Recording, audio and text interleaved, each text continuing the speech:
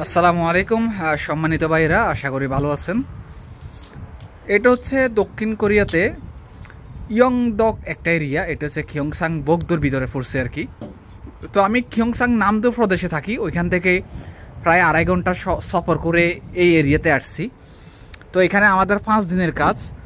যারা আপনারা মৎস্য খাতে রয়েছেন আপনারা তো জানেন যে আপনারা সি ফার্মিং অথবা ইন অ্যান্ড অফশোর এই দুইটার যে কোনো একটা খাতে আসবেন। এই দুইটার মধ্যে যারা আপনারা সি ফার্মিংয়ে রয়েছেন তারা মূলত এই যে সমুদ্রটা দেখতেছেন, ঠিক এই উপকূল দেখুন, এই যে বাড়িঘরগুলা, এরকম বাড়িঘর আপনারা থাকবেন। তো এখান থেকে স্পিড বোর্ডে করে 1 থেকে 1.5 কিলোমিটার দূরত্বে যে আপনাদের হ্যাসারি থাকবে, আপনারা ওই হ্যাসারিতে যাবেন। কেমন গিয়ে ওইখানে হচ্ছে যে আপনারা আপনাদের কাজকর্মগুলো করবেন।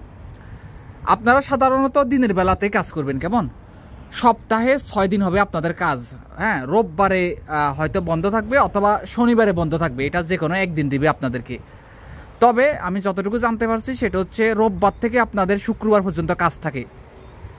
সাধারণত আপনাদের সকাল 7টা থেকেই আপনাদের কাজগুলো শুরু হবে এবং কি সন্ধ্যা 7টা অথবা 6টা পর্যন্ত কাজটা হবে। মোটামুটি 11 থেকে 12 ঘন্টা।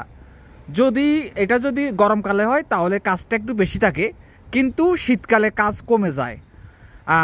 তো এখানে আপনাদের যারা সি ফার্মিংয়ে আসবেন তারা হচ্ছেন এই যে মাছকে খাদ্য দেয়া, এই যে মাছের পরিচর্যা করা, খাদ্যগুলা গুঁড়ো করা, জাল পরিষ্কার করা, নানাবিধ কাজগুলো আপনাদেরকে করতে হবে।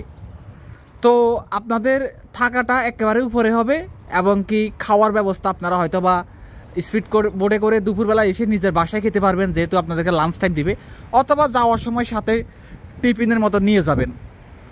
আর বেতন যেগুলো, এগুলো হচ্ছে যে আপনাদের জানেন যে যদি সপ্তাহে 6 দিন করে হয় তাহলে 22,28,000 ওয়ান, এটা হচ্ছে বর্তমান নিয়ম অনুযায়ী আপনারা সেটাই পাবেন। আর ওভার টাইম সেটা কোম্পানির সাথে আপনাদের হিসেব কিতাব হবে। কেমন যদি করায় তাহলে সেটার জন্য অবশ্যই আপনাদেরকে পে করবে টাকা। এমন না যে আপনাদেরকে বিনা পরিশ্রমে খাটিয়ে তারপর হচ্ছে আপনাদেরকে এখানে কাজ করাবে। আর যারা ইন অ্যান্ড অফশোরে আসবেন তারা হচ্ছেন এই যে দিনের বেলায় গিয়ে ইন্দোনেশিয়ান বাইরের সাথে যে কথা বললাম, বেশিরভাগ মনে রাখবেন ইন অ্যান্ড অফশোরে হচ্ছে ইন্দোনেশিয়ান বাইরে কাজ করে আর সি ফার্মিংয়ে হচ্ছে শ্রীলঙ্কানরা। তো আপনারা দিনে গিয়ে দিনে চলে আসবেন এবং কি কিছু কিছু ক্ষেত্রে হচ্ছে আপনারা রাতে মাছ ধরে দিনের বেলা আসবেন। আপনাদের ক্ষেত্রেও বেতন সেম, সপ্তাহে 6 দিন 22,28,000 ওয়ান। থাকা খাওয়া দুটোই আসলে কোম্পানির সাথে চুক্তির উপর ডিপেন্ড করে। তবে সাধারণত হয় 2টা পাবেন, না হয় যে কোনো একটা পাবেন, এরকমটা হয়ে থাকে। আর যে ওভারটাইমের বিষয়টা আপনাদের একটা জানার আগ্রহ থাকে সেটা হচ্ছে, হ্যাঁ ওভারটাইম তো অবশ্যই থাকে, এটা কম বেশ এটা ডিপেন্ড করে। কেমন গরমকালে একরকম, শীতকালে একরকম। যেমন শীতকালে মাছ ধরতে কম যায় বা বেসিক যেটা সেটা করায়, ঠিক আছে। গরমকালে দেখা গেল সেটা বেড়ে যায়, এটা কোম্পানি ভেদে হয়ে থাকে। আর অন্যান্য সব কিছু এখানে ডর ভয় আতঙ্ক কোনো কিছুই নেই। আমি তো বললাম যে অন্যান্য খাতে এই যে 2023 সালে প্রায় 3500 জনের মতো কোম্পানি পরিবর্তন করছে। তো যদি এতই কাজ এত আরামদায়ক হতো তাহলে কেন এত বাঙালি 26,000-এর ভিতরে 3500 জন কেন কোম্পানি চেঞ্জ করছে? সুতরাং সকল খাতেই কষ্ট আছে। এখানে আলাদাভাবে মৎস্য খাতে আসলে কষ্ট হবে, রোদ ঝড় বৃষ্টি। ভাই এই দেশে আমরা আসি হচ্ছে 3D কাজ করার জন্য, ডার্টি ডেঞ্জারাস ডিফিকাল্ট।